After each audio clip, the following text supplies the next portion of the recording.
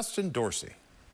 Mechanics and other auto repair shops remain open amid shelter-in-place rules, including GIC Car Clinic in San Jose. Their work has been deemed by officials as essential, but they wanted to find a way that they could do more. We are doing free oil change for all the workers who work in the medical field. We are very appreciate all the doctor, medical field folks, and they stand in front for us and try to help and save our community. We don't mind. We would like to support and give out as much we can. Going above and beyond for service is nothing new for this shop. Owners Helen and Alan pride themselves on the quality of service that they provide to their customers, as well as charitable work that they do for people in need.